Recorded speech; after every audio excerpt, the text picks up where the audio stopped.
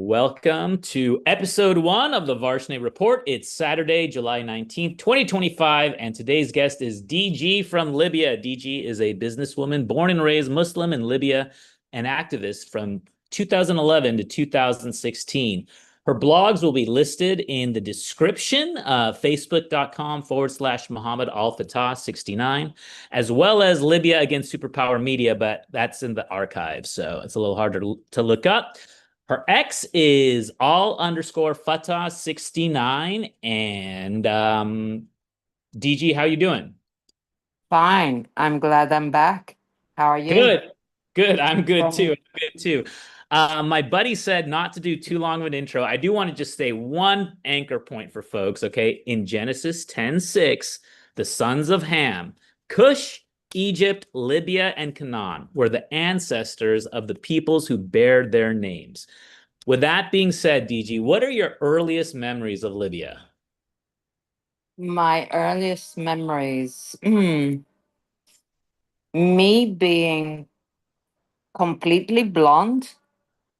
Uh, yeah, and I was chased by all small Libyan boys. They Oh, God. thought I was weird. I mean, with ash blonde hair, blue eyes, and white skin, for them it was weird. And every time I would get out of the house, well, about 3 years old, I think, to buy bread or something, um, I would be, they would throw stones at me. And I had my dog, um, well, not mine, my mom's, that protected me, went and bit off Wait, their. why would they throw stones at you? I didn't see that part coming. I don't know. Honestly, I have no idea what bothered them, but the dog would bite their long shirts, and my mom had to always buy new ones or restore them or whatever. But that was the first um, memory that I have. Other memories, as long as the king was still available, there was a nightclub, there was um, a lot of freedom, let's put it this way, even for the Libyans. Um, and the only time Libyans were not allowed to drink any alcohol was Friday. So when we would go out for lunch, they didn't serve any alcohol What at is our your word table. for Friday? What would be I mean, Arabic, I guess. The word in Friday, Juma, the That's same the name as the son of Gaddafi. No, sorry, Khamis. Juma. Khamis is Thursday. Juma is Friday. Juma, it is a Friday. okay, and that was like a holy day for Yeah, the reason. Okay, for the okay. Muslims. I mean, all other days they were served alcohol, but minus Friday. Um, what I do remember was the Hotel Wadan. It's not very far from where I'm living now. It had something like where is it that there's the casinos that they have shows in their hotels in the United States? Oh, Las Um, Vegas. Las Vegas. Okay, it's a hotel, a very big one at that time. Sorry, and there was a club, a show club sort of thing, and any shows from Broadway before they were shown in Broadway, they would check with us in Libya, then they would bring it in Broadway. That is what I was told. Don't forget there was a big American base, so a lot of Americans were coming in. Um, Oh, okay. and Hold it on. was Hold very on. nice. Yeah. The American okay, all right. I so I skipped over. I Yes. mentioned the Genesis passage, and then I totally left out Alexander the Great visited Libya, right? And then Mm, you mentioned the king. Ale- yeah, Alexander the Great. That's way, way back before your time, my time, and I'm most right. people's time. That's right. Um, okay, Alexander the Great, then the Romans came, then, Oh, Hannibal. I can't believe it. In this, whatever I looked up, I mean, Hannibal is probably the most significant figure, right? mhm. And there's, the Maltese came by, the Spaniards came by, uh, the Turks stayed over 400 years, and we were hand over to the Italians from 1911 till the Second World War, where the films of Rommel were done in the Libyan Sahara. Um, the Turkish colonization and the Italian colonization was the worst. Both of them, I mean the Italians, they were even worse than the Americans. All Libyans were not allowed to walk at the same on the same pavement with the Italian women were. All Libyans were not allowed to enter a bus if there was any Italian people inside it. They couldn't go to the same restaurants, same bathrooms, etc. And all the intelligent Libyans, they were thrown from the highest building. Uh, Suddenly, they all committed suicide for some apparent reason.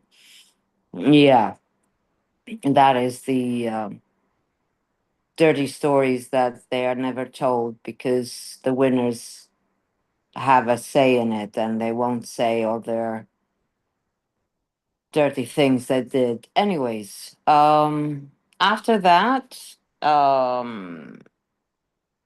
don't know exactly how. After the Second World War, Libya got its independence. They located the Sinusi family, which was from Benghazi, a very religious guy and a very respected guy, the name Idris. He became king in 1954, I think, or 1955, or somewhere thereabouts. I can't remember exactly the year. The Americans found the oil somewhere around 1956. And in 3 years, they started producing oil. And that is how Libya slowly, slowly started becoming a rich country, but underdeveloped.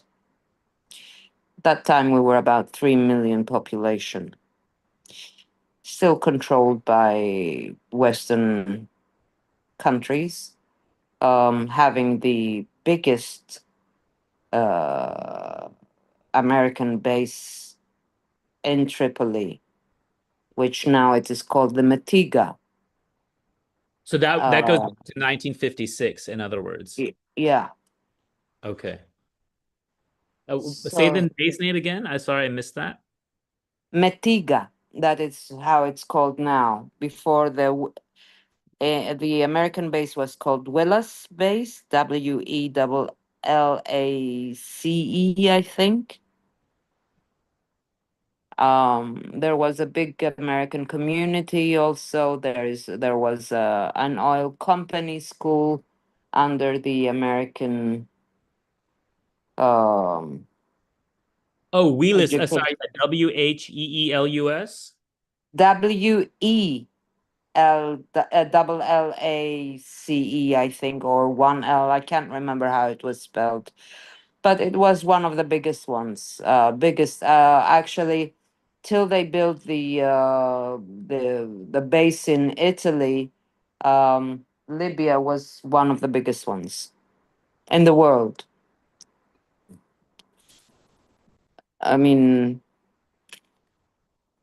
I don't know how many acres of land they have because now the Metiga, we what I know of, there is the high security level jail. where we have a lot of ISIS terrorists. We have some of bin Laden's second, third, fourth hand people. We have some other extremists that we caught them by sheer luck, I think. Not to diminish the ability of the people of Metiga, they are very good at their job. But some of them, they cross country all Europe and were undetected, and they were detected in Libya, and we caught them, and we have them still in jail. I think it's even worse than Guantanamo jail. In Matiga, we also have now the airport, which is the international airport was bombed to shreds. So we had to move to the army airport, which was Matiga, and now they've separated it into two airports, one military and one for the civil population. What else have they done? There is a lot of things in that base that is available. And that is Libya at this state. Well, Libya is still a failed state since 2011, by the way. Yes, and sorry, I kind of we kind of steered around here. So last time, for the folks out there in YouTube, we had a previous interview, and now we're kind of doing a little bit of a redo. That's why it's we left out a lot of the other stuff there. So from the king, I remember last time, DG, you said that the king was a okay. So the rule of the king would have been from when to when? From 1953 till 1969. Okay. And what was happening at the end of the kingdom? Because I believe last time it was, I mean, oh my God, what did we say? Gaddafi himself was brought in by the CIA, right? By the CIA, yes. Okay. And so at the time under the king, was there a local, let's say to use, I mean, how this pattern is just so common, right? That we think from the outside, oh, there was a local uprising. No, What there was wasn't. There was no local uprising. At the kingdom time, it was the king. The governance of the king was very much of the France way of ruling, de Gaulle sort of thing. The police were very strong compared to the army. But the king was very intelligent man. Okay, the king. What I do know is this: that at that time there were 10 families who were ruling. Um, 10 big families. They were the ones who were taking all the money resource and everything. And that is usual. Every time somebody gets into power, you have the people around them who always get what they want. And that's the same thing that happened to the king. But the king was also a very intelligent man. He realized that the Americans were um, taking a lot of money out of our oil reserves, and it wasn't fair because in when they started excavating, and it was the fastest, and to my knowledge, excavation and produce in 3 years.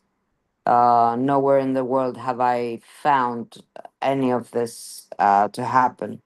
So they were collecting the 75% or 70%, and we were receiving only 30%. So the king, what he did, he called his best colonels, I don't know, the best of the best, the elite, and decided to um, make a revolution. There was no um, dissatisfaction from the people. Yes, we were poor. I mean, population was poor, but they enjoyed a lot of things. I mean, you would see a man in a tent with his family with five, six kids, and right outside the tent, you would see a Mercedes parked with a television inside the tent, which was colored, which not everybody had. So they were not complaining, but they did find that it was dysfunctional. So he decided to make a revolution. It was in the making. I know that because um, at that time my parents had a bookshop, and usually the students from the university were talking. There was a law at that time, which I found out was that every kid, Libyan kid, who aced their exams, they would take a scholarship to go and study abroad, with the contract that they would have to work to the government for 3, 4 years, maybe when they came back.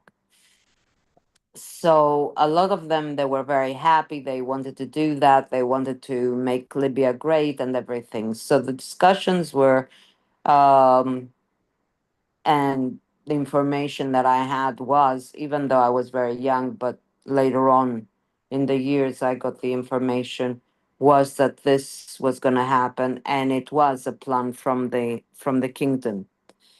The Americans got wind of it, and they decided to bring Gaddafi.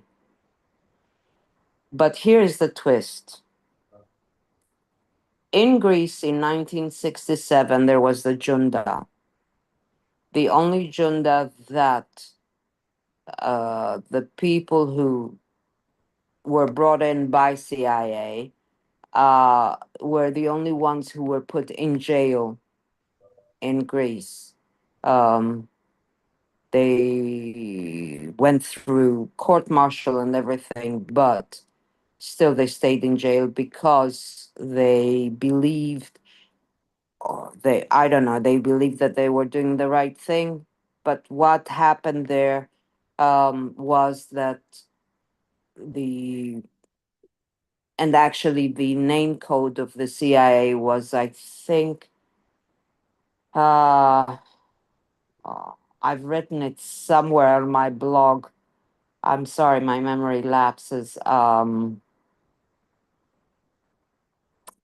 remember it and I'll get back to you on that, what the name was. Which they, while it did not succeed for Greece, they brought it to Libya. Because in Greece, they didn't expect that the people would not accept this junta thing that happened to them.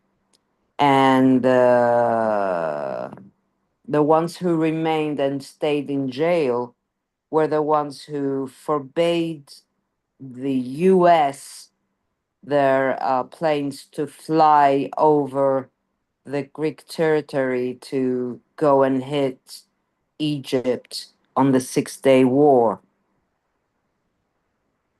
Okay, this is we're talking about the Greek military junta, the regime of colonels Yeah, from yeah, 1966 yeah. to 1974. 67, yeah, yeah. So this junta, they brought it in Libya. Wait, you mean so basically it's so, we talk about Saudis exporting Wahhabism, but so essentially Greece exported its. No, no, no, not Greece. The CIA. CIA took that model where they invested in Greece. They didn't expect that the people would rise. Well, and when I said Saudi Wahhabi, I could have inserted State Department, right? There's always Yeah, an yeah, intermediary. because um, the Americans, the CIA or the spooks or whatever you want to call them, the ones that they are always behind the shadows, um, created the civil war in Greece, chased everybody from the villages to come down to the city. So when they plunged the colonel, whatever it is, revolution that's supposedly to happen in 1967, it didn't stick. It didn't stick. It stayed till 1975.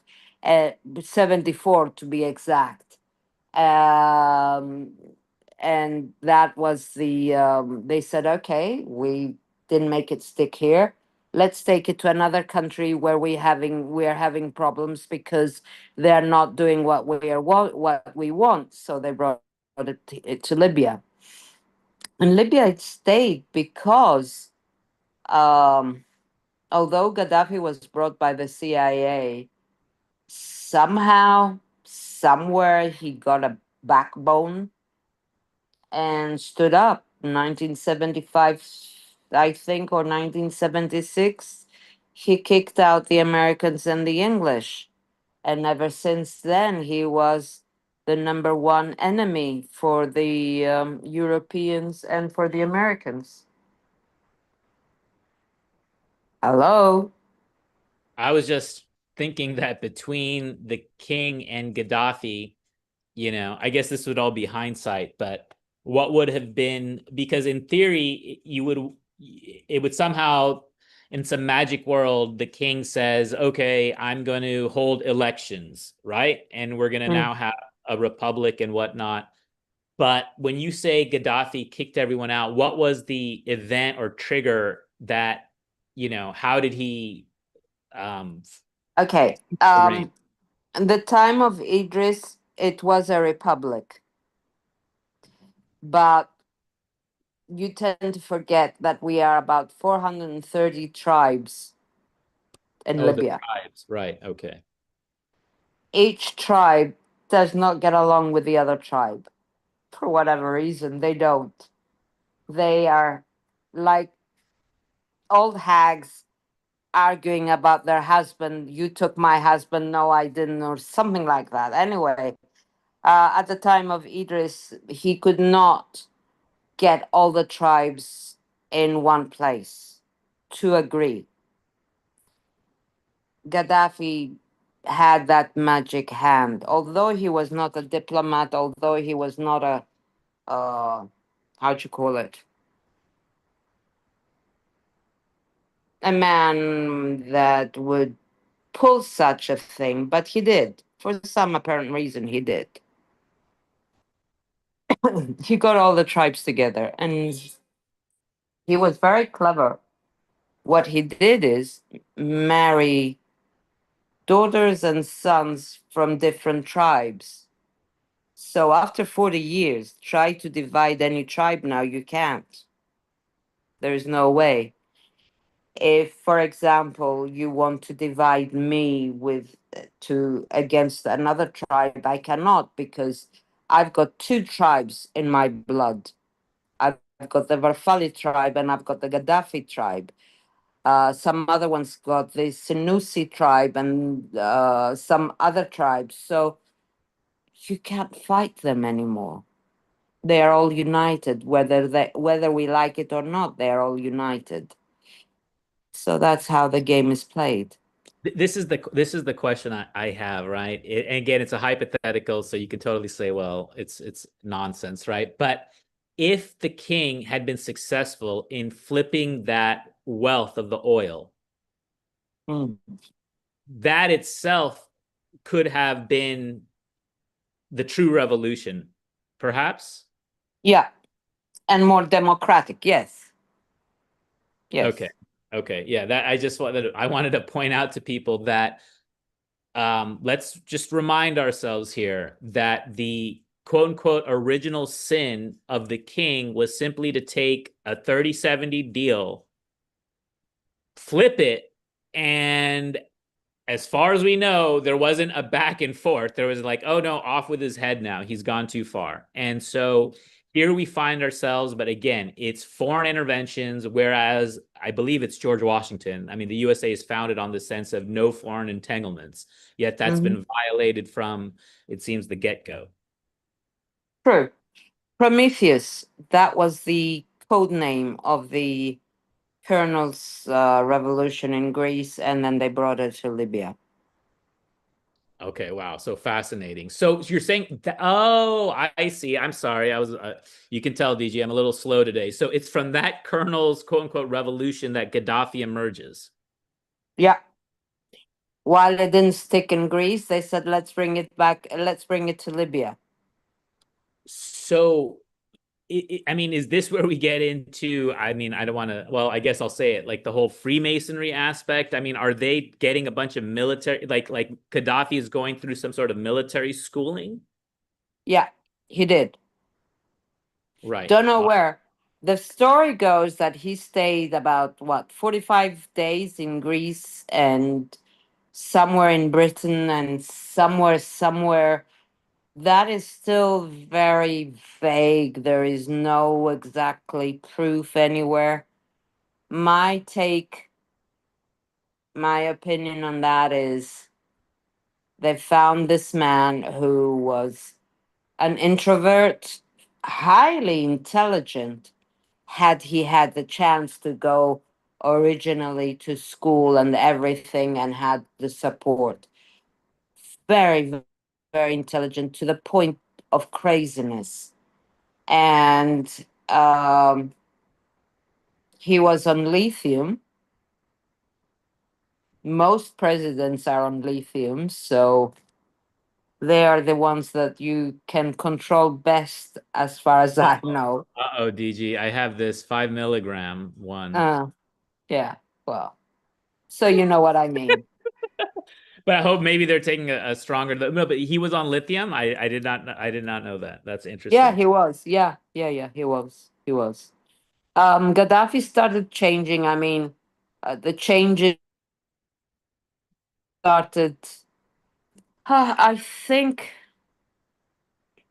around 1973, 74. There were many attacks on him to murder him.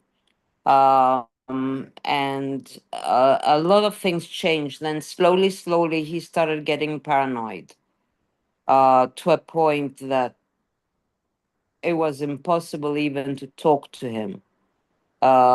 I mean, you had to wait at some point to find the right moment to talk to him or in the right headspace. And from, I think, 1976, 77, maybe early 80s, he started having these aliases. I mean, you never knew if it was Gaddafi or his uh, twin. And that was about it. The Is that? man, yeah, I mean, were those? Was it terrifying time? I don't want to inject too much, reading into it. But back then, was it just? I mean, with him in that state. Okay, I guess one question too. Sorry, is that the king's family then present day? Is that they're completely gone, or like the monarchy is extinguished? they were exiled, all of them. There And is still the prince, and he's in Italy, and actually, he's dreaming of coming back and taking over as the prince. And he was called the Black Prince. That's how we called him, the Black Prince, because he was darker than his uncle. Idris dark, never had dark like me, children. PG, dark like me. Yeah, a little bit darker, maybe. Really Yeah, interesting. yeah. Mm. But That to would tell sound you like that, a happy ending, or are you going to tell me that they already got their hooks in him? oh yes, he's been staying in Italy and enjoying his life quite well. I mean, I don't know. He's supposedly to be a good businessman. If I remember correctly, he was an architecture or something of the sort. The father, because I don't know if the father is still alive. I think it's the one Do who we have a wants name of the now. prince? The prince's name? No, I know him. I used to know him as the Black Prince, and now there is one claiming that he's the prince. He's about 50 or something. That would be his son, because when I was a kid, 10 years old, he was already a grown up. So we are talking about the son Okay, who's living in okay. Italy. Wow.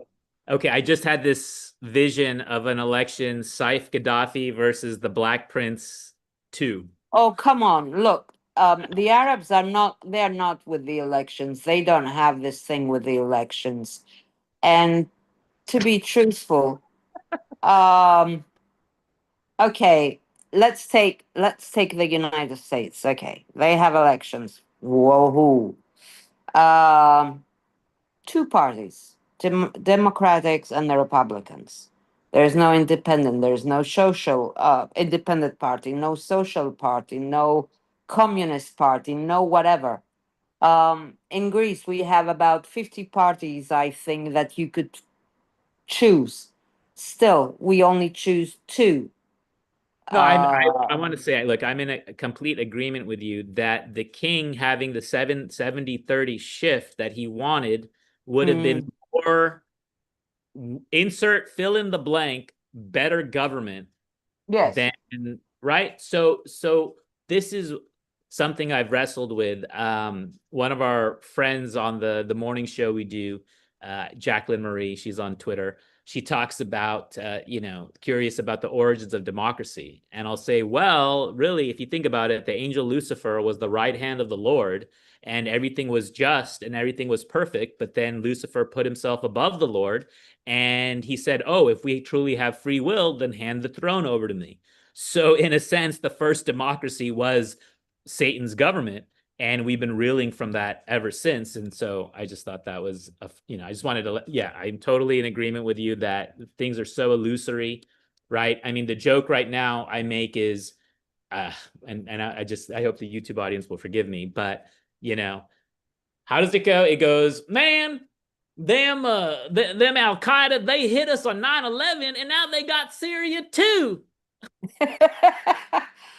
It's Let such me correct you on something. I don't know if Lucifer was the first one on democracy or not, but democracy was invented by the ancient Greeks.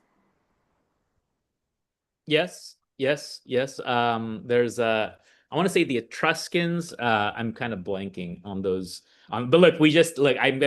My buddy's gonna get really upset. He said, "Raul, you're supposed to keep the timeline moving forward," and then we just leapt back into the Mhm. past. But one thing, DG, then we talked about, okay, the king, the 70-30. I want to just for the YouTube audience, for people that really have no clue, maybe don't even know where Libya is on the map. By the way, it's in the northern part of North Africa, Africa. right? Yes, North Um, Africa. we want to point out things that in the normal narrative, right, are totally overlooked, right? So people will just leap into Gaddafi, whatever, and it's like, well, there was a period before, and there was a simple, you know, move by the king that would have resolved everything, okay, which was this 70-30 split. But no, we can't have that, right? The military industrial complex, whatever, the devil, whatever we want to call it, they have to Hmm. keep this thing going. But moving forward, right, we're going to eventually get here to the present day. But so with Gaddafi, last time we talked about basically him imposing modernization, getting elders to be able to at least sign their name, um, women now getting schooling. Okay, now maybe that would have happened under the king, because when you have 70-30 wealth, who knows? A whole bunch of things are possible, right? So it's not that it was necessary for Gaddafi to do it, but maybe he was able to just make the common sense things happen, because when you wipe the slate clean, right? So who knows? We're kind of playing a little bit of a hindsight is 2020. But moving I now, sorry, I go don't ahead. know. I don't know if the king would have done all this what Gaddafi did. Okay. Although we did have a parliament, we had a prime minister, I think, at that time.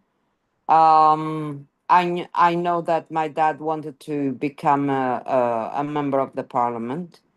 But uh, Idris was mostly on religious values. So women were not exactly one of those values. They were lower than the man. Uh, I don't know So this is because that. So Idris is, because this leads perfectly into my next question, was then he mm, seems aligned with Ikhwan in a sense, right? yeah, So yeah, Ikhwan, Muslim Brotherhood. yeah. Well, not really. He was a Sunni, but f- customs and everything. He was not the sort of man who would come out completely and um, face the problem. I mean, he could have made it obligatory for for girls and boys to go to school even in 1955, 56, but he didn't. He made it obligatory only for boys to go to school. So it has to do also with customs. It's not only with whatever. I don't know about his wife. Actually, she was always in the background. She was very well respected, but always in the background. So I don't have a lot of information. They were good people. I'm sure they were thinking the best. They had the goal system. Um, Well, everything would and have gone. right. I mean, it's okay. Okay. But after that, uh, either way, whatever revolution, whether it was from the king or whether it was installed by CIA, uh, you would come back to a dictatorship or you would come to a king, whoever that is. I mean, look at Bahrain, look at Kuwait, look at Dubai. I mean, all of them, they have a king. They have a parliament. Doesn't mean that Well, they are all and I think democratic. I think an executive form of government is what we're talking about. That there has to be a point person. This idea of just some vague council is a utopian nonsense. Exactly. So Gaddafi had a parliament. There was a prime minister. He wasn't ruling on himself. The only thing he did and done till he was so-called murdered uh, was when he got a wind of maybe the prime minister or the parliament. They were planning to do something against the dream that he had, that he would insert himself. Look, Gaddafi was no angel. He was no angel. But the good things he did for the country are more than what he did bad. I can't No, paint him as a bad person. this is a note I have later, and I'm glad that you stated that right last part because for the, we're just trying to when we talk about who's good, bad, evil, this and that, right? We can say, okay, look, we're all human, no one's perfect, right? But we're trying to frame things, especially given the mainstream media lens. And so when we talk about Gaddafi, here's the point I'm making, right? That these guys, okay, I'm gonna say a bunch of names. Okay, Gaddafi, Saddam Hussein, Assad, Pahlavi, Mubarak, Nasser, okay, say what you want about them, right? They may not be the 100% on the walks on water scale. But as far as I remember, the names I listed don't believe women have to cover their hair. True. I mean, and why that for people can't just be the most like I tried DG. The reason I'm hammering this point is because my fellow Americans will go, oh, well, that's their culture. I go, bullshit. That's some nomadic back. Like, okay, that might be some exceptional culture for some whatever nomads, but that's not modern. Like DG, I went through a phase in this whole thing. I was watching some, my parents were watching some Bollywood movie, and the characters were like, oh, Indian women should dress in Indian, Indian attire, traditional. This whole traditional concept that they push, like it's in the backdrop. I feel like it's a weak response to again this so-called, or we'll call it just Islamism, right? This idea that, oh, by veiling, I'm showing my piety, I'm to the true religion. And so then him, I would say Hindus have a idiotic responses. Oh, well, we should have assert our traditionalism. It's like, no, just dress appropriately. You know what I mean? In my case, for my climate, it happens to be synthetics, maybe other people Mm. cotton. But so this whole idea of dressing the attire and covering the hair, I'm like, and the one last thing I'll say is it breaks my heart, right? Like Kevork Emassian, okay, Christian Armenian, born in Syria, grew up. He even says they would do Ramadan, right, with his fellow Muslims. Right now, these guys, he's exiled in Germany. But when Pahlavi comes up, he goes, "Oh man, that guy, the wife with the yoga is trying." I go, "Dude, maybe. So maybe she's having an affair and all that." I go, "Still, compared to Al Jalani, compared to these bearded guys," and I'm going to say to everyone, folks, shave the beards. I mean, look, some of my friends, Oh, did you forgive. see the new Syrian, whatever he is? I don't know what he is right now. Before he had this beard, not tacky one, long, and now it is trimmed, and he's wearing a suit. He's not wearing any more those. Really? I mean, how the Al Qaeda and the Daesh or ISIS, they suddenly become normal people. It's like forget Epstein. That's nothing compared to Exactly. this. I mean, okay, look, the hijab, it's something that in Islam they have it as a must, but you have to go back a little bit. When the Prophet Muhammad said to cover everything, head, hands, etc.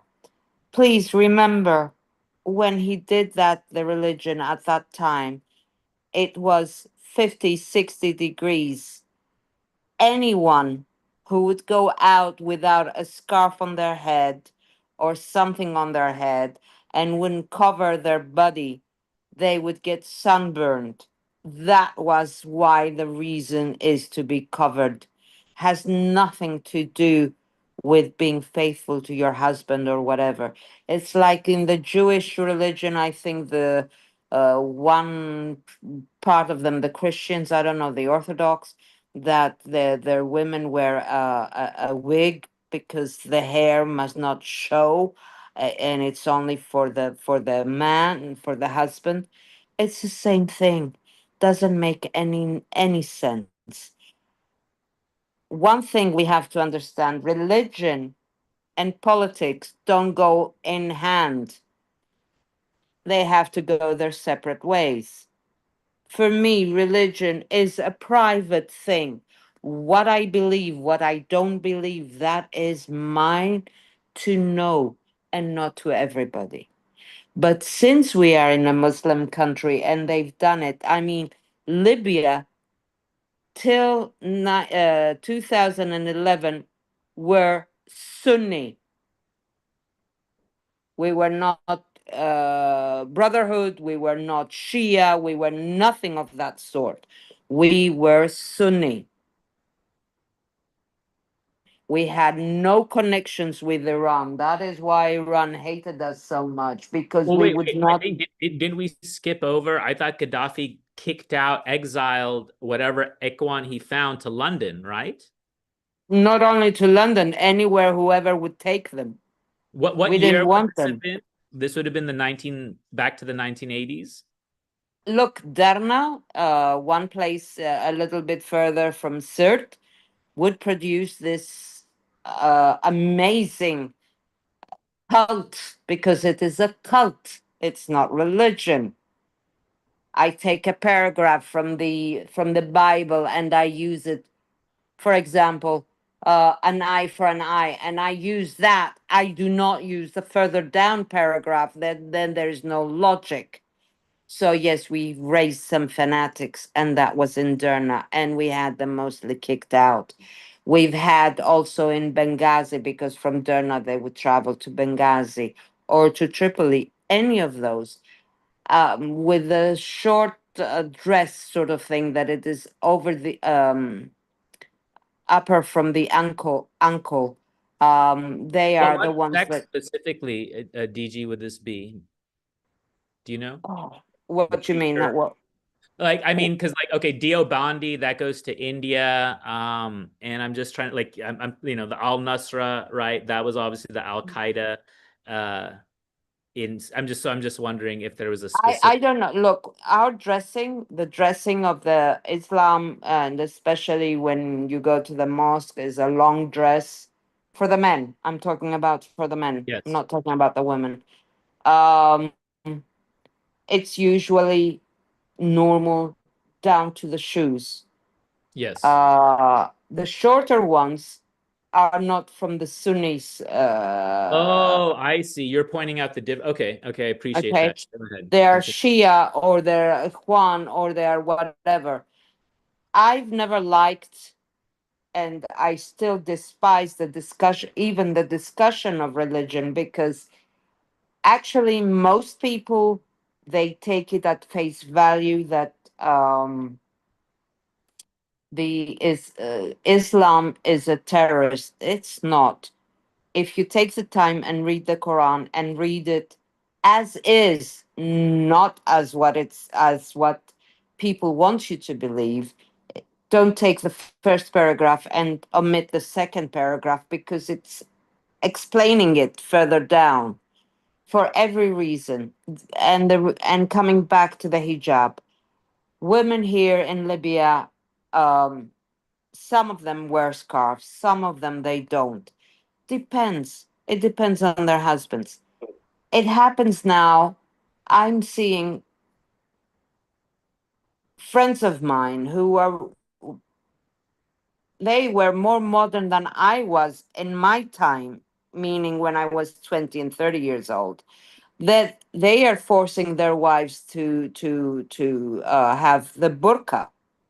Unbelievable. Okay, this is okay, DG, this is, I believe, will help my fellow Americans gain some insight. Tell me, okay, I'm gonna put forth um an argument of sorts, right? Which is that what's fooling Americans, okay?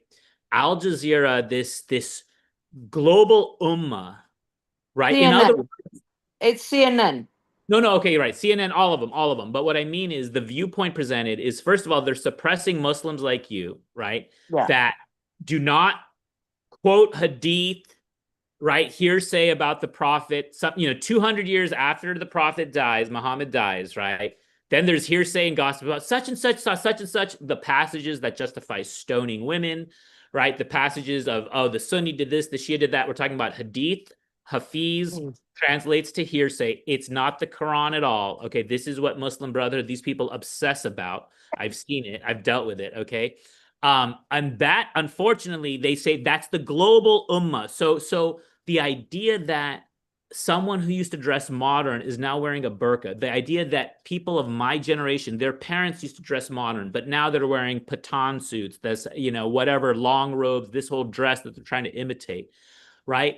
And and so that this global ummah, so-called, is the opposite of what actual Arabs on the ground, actual like people within inside their countries, they may be majority Muslim, but they have a certain viewpoint. But this idea that, oh, Council on American Islamic Relations, this is what Americans still, not all, but they look to these organizations. And I guess I Cannot was in understand. college.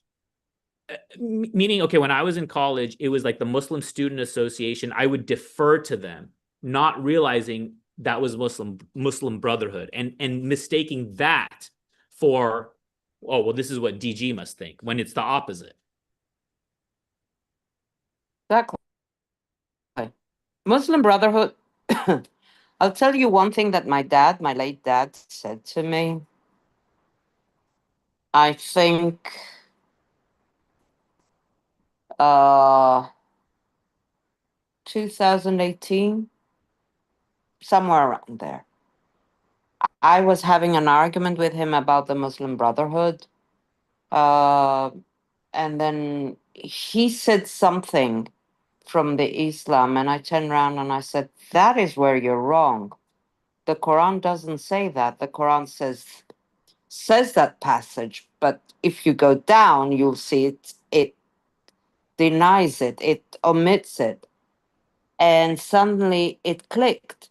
What the Muslim Brotherhood does is magnetize you in showing something that it's been missing in the modern world: family, religion, pride. You've got all these foreigners coming into your country, plundering your resources, blah, blah. And they are omitting that they are doing the same. Muslim Brotherhood was invented by an Englishman, a spook, by the way. And Is this tied to yeah, Hassan if you al-Banna? Hassan al-Banna? it's you have to go really, if you want to dig out what all these sects, because they're called sects, they were invented by spooks from the West. But give us a When year. the What year would you throw out there, just so that we can? I think Muslim Brotherhood was invented when we started having uh, uh, countries, because before the Ottoman Empire there was no borders. So in other words, this is it's another Masonic. I mean, if the whole John Robison's conspiracy against world governments and religion, that Mm.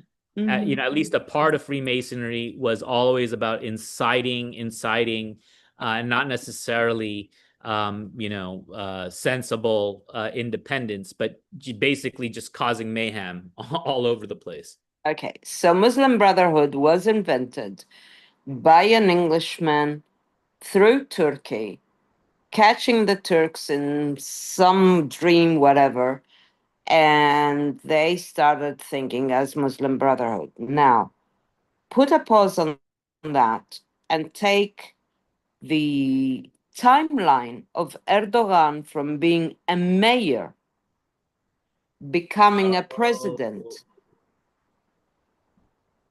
and still staying as a president. See his work and see that he always um, puts his thumb down and raises it up, which means Muslim Brotherhood. He is a Muslim Brotherhood, but he's also connected with the Jewish um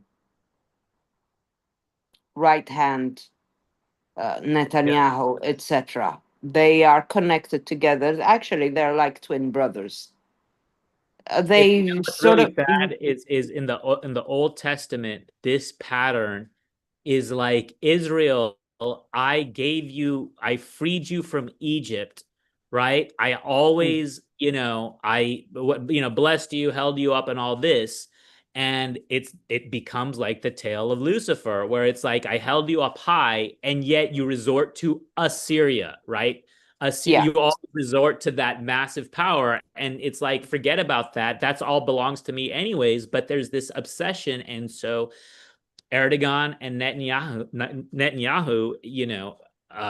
Turkey led it on Syria, and then there's Israel again. The humanitarian, the idea that people can say, "Oh, Al Qaeda and humanitarian aid" in the same sentence.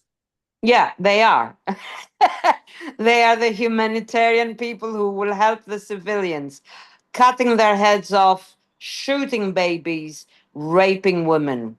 Yeah, that's the humanitarian. That's what happened in 2011 in Libya. That was the humanitarian help that the NATO, the UN sent to us.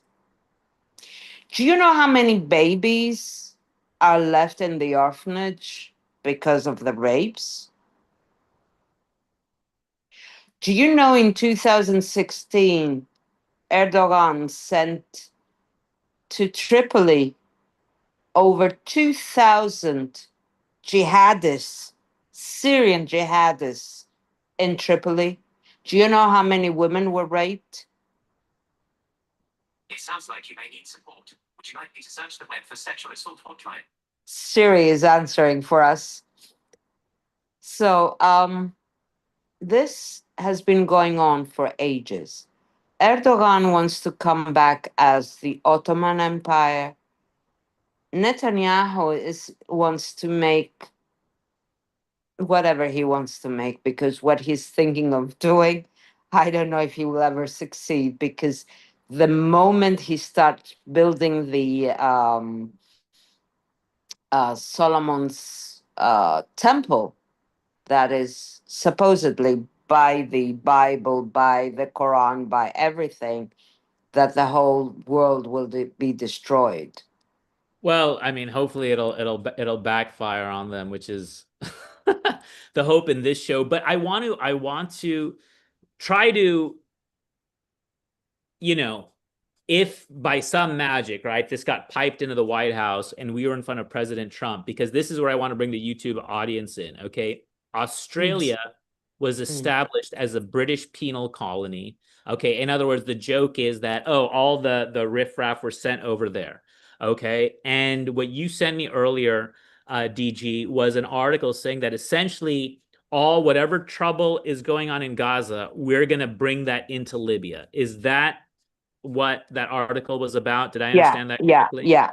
And they will send also any prisoners they have in Gitmo to Libya.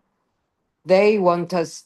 Look, the riffraffs were brought to Australia, the same were brought to the United States. By the way, as far as I know, um, America never got their independence from King George.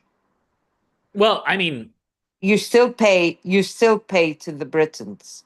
The slight pushback on that is, and it's not a big one, but this, because we all debate, especially during COVID. Who knows? We didn't debate what the fuck was all it worth, right? Like, screw civil rights. That, for me, COVID was like American Constitution and the Bill of Rights, right? But the one slight difference we have today between that, because let me say two things. UK handled COVID better. It didn't force the vaccine on kids. So right there makes you question the American Revolution. On the other hand, we do have the right to bear arms, even though it's highly limited, and in California you barely can do it. But in the UK, you've seen the knives and the whole Wahhabi, right? So it's like a hair of a difference. But DG, this is where, if the American Revolution is going to be worth it, it's because we're having this conversation right now, right? And what I want to draw the YouTube audience into, okay, is that this idea that Al Qaeda, okay, I don't know how, again, it breaks my heart. Folks like Shafi Ayar, he's the one voice out of Afghanistan. DG is the one voice out of Libya. Like, these are the angels, right, that have descended upon earth, okay, to blow the whistle, right, and point out this idea that you can play footsies with fanatics. You're an effing tard. Bibi Netanyahu sending out the IDF to treat Al Qaeda. I'm sorry, you're an effing tard. And when Trump said Islam hates the West, what he meant to say was Islamism hates the West, and Islamism itself is an occult sort of thing that we can dig into. I'd say it goes back to Augustus Caesar, okay? But that ultimately, Assad back in Syria, this Black Prince Jr., or pick your, DG can share which of Gaddafi's son, whatever, that there could be a whole different slate of rulers. Pahlavi back in Iran. I don't care if his wife is sleeping with the yogi, again, because he wouldn't force women to veil. Quran 2, chapter 2, 256, there is no compulsion in religion. Okay, the whole idea of forcing women to do anything, right, is blaspheming the Prophet Muhammad himself. Okay, let's be clear about that. So, DG, given all that, what would your message be to President Trump about Libya and all this? Like, President Trump, you got Ikhwan in your ear. I'm sorry, the Qatari jet, all of that stuff is great, but it's not going to be worth, your soul with the devil. So what would you say to President Trump about this idea of, what you said about Gaza? What would your message be? My message would be, okay, you're putting me in a big spot and in a difficult spot. The man, he's a good businessman. The thing is that the way I understand it and the way I'm reading the news is if Saudi Arabia offers God knows how many billions, then he will go with their side, and vice versa. I would say for once to listen to his gut, not to listen to the sirens that they are telling him, not to listen to Israel, because Israel, in case he hasn't realized, Israel has colonized the United States. Well, did you Actually, know? Israel is ordering the United States to pick up fights, not the other way around. Just think about it. Every single fight in the Middle East, whether it's Saudi Arabia, whether it's Gaza, whether it is Egypt, whether it is Tunis, any place in the world that they have picked fights, Syria, whatever, Iran, all of them, they are fights that actually do not want to attack the United States. Now, how come does the United States decide that they will pick a fight with Libya that was not uh, in any danger? Syria, Iraq was never threatening the United States, and they attacked it. They didn't Well, attack it because they didn't have anything else to do. They attacked it because it was ordered by Israel to do so. Check the history. would you say See, Israel and Turkey? most probably. I mean, Turkey, Turkey is a given. I Turkey guess is that's what's playing. funny, PG. The Look, Turkey is a given, right? Erdogan's a Turkey, given. yeah, Turkey is a centerpiece because it has a base, an American base, because it plays with both countries, Russia and the United States, and it has the But I mean, Erdogan's wife, she wears the veil, yeah. So, and she drinks alcohol. So, which just shows the complete lunacy of the whole thing. But this is the guy. My question is NATO? It's like Erdogan seems to be leading NATO by the nose. yeah, it is. He is. He is. Why not? He's playing the game. See, even is it striker shooter agrees with us.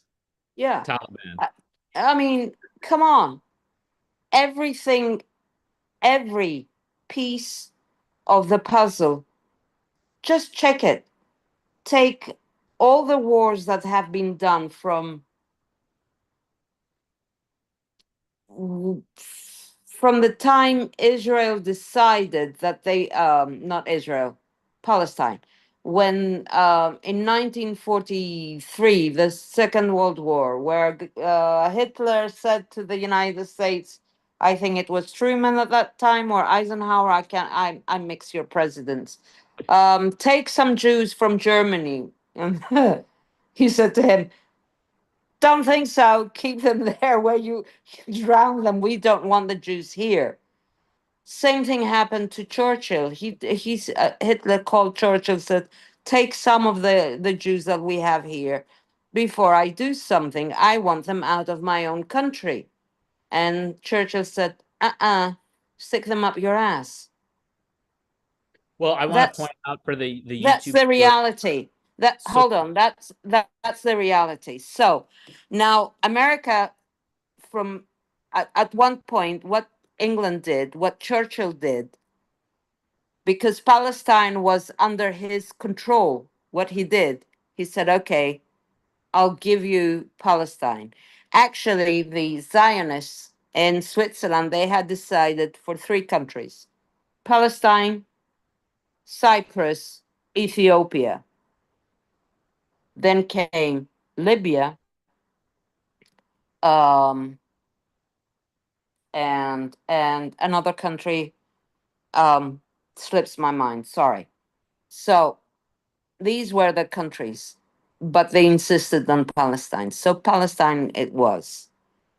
And you have now the Zionists that they will not take the religion out of the Jewish state. It's called Jewish religion. He's not.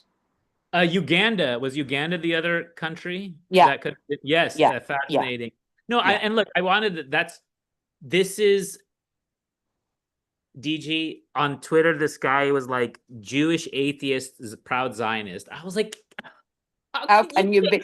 you can't it just you can't be like, I mean, Abraham, the whole thing is based on like the Lord and all, so it's just I wanted to mention Solzhenitsyn's Our History, 200 Years, Our History Together of Russia, right? And in the history of the Jewish diaspora. I mean, we could take it back to the Qajar monarchy, going back to the Khazars, right?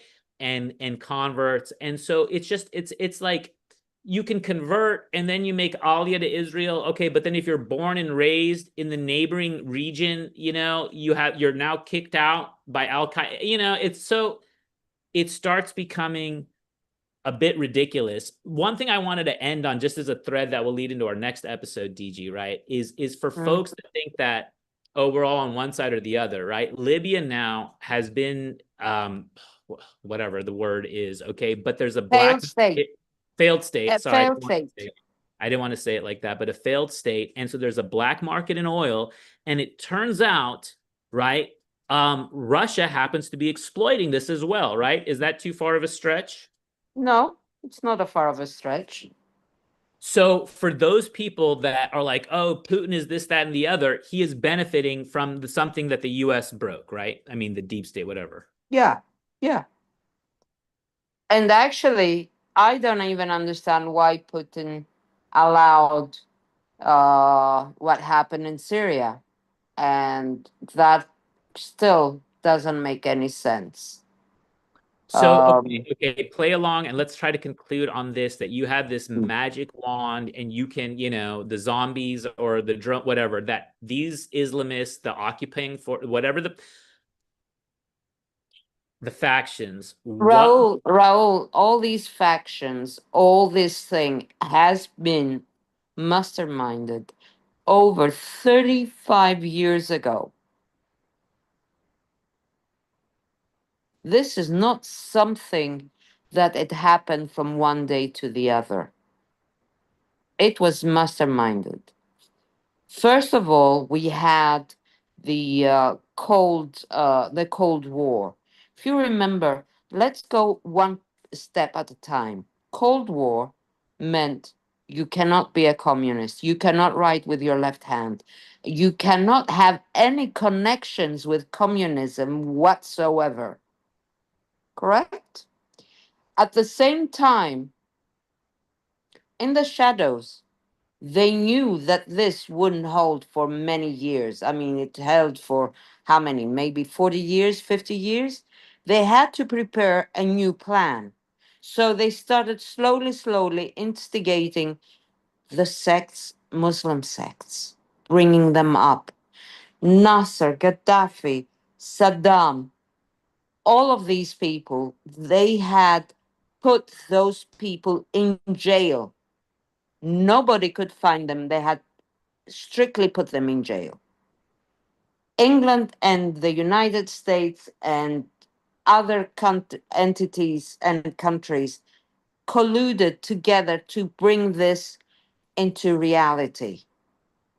So this Islam thingy bob that's coming along and making Islam look so bad till 9/11, because that is when it started. And 9/11 was not only by chance, it was calculated risk, earned millions to the owners, and with one stone, two birds. America bought this terrorist crap, having put cameras all over the place, putting the the difficulty in the airport. I mean, you have to check everything. They'll take the water bottle out of you. You need your computer to be turned on, turned off to check if it's okay or if there is something in it. And they're checking even your shoes, let alone your ears, in case you've put something in it. I mean, to what extent what they did in 9/11, started the act with the Arabs, started to have the terrorist acts, not only allowing, now anyone can enter your home from police, FBI, whatever, without a warrant. Because why? Because, oh, Raul, you're a terrorist. You've been fingered by Diana, and she says you're a terrorist. So we will take her word for it. We won't even check if you are or not, but we will take you in. Let you there for about 3-4 months without a lawyer. It's a fact. The more terror you bring to the people, the more the people are asking from the government to protect them. So what's the protection? Digital money, surveillance, and control. That's what's coming too.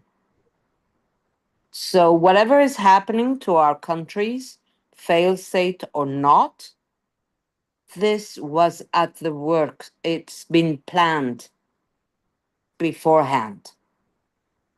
And unless the people wake up, nothing is going to happen. I would say, for once, I am thankful for COVID, kept 2 years people inside and started thinking. They started using their brains. For once, they started using their brains. They had kept their brains on a holiday. They were spoon fed from television news. They were in a trance, and the 2 years COVID woke them. Well, not everybody, but woke a percentage of them to understand, to figure out what's going on. And that is why now you're seeing people coming out talking. You and I, in 2011, we were conspiracy theorists, if you remember. Right. Whatever we said, oh, that's a conspiracy. Do you know, I've got people that they tell me even today, when I said something about the trails, the trails, the ones that the white trails that they bring, that The this is this, chemtrails, the yeah, chemtrails. yeah. And they said, oh, are you sure? I mean, uh, is it true? No, we thought, actually, when you told us about it, I thought you were a conspiracy theorist. I said, oh, for the love of God, I can't hear this. I mean, really? They said, yes, we don't believe you. I said, okay, fine. And we don't believe you that the vaccine would harm us. I said, okay. And why? I mean, 3 years ago, you were healthy as an ox, and now you're practically every third week in the hospital. Could you explain that to me? And they can't explain it. But you and I are conspiracy theorists. So, failed state, United States, all of them, we're under a control by whoever is five people. By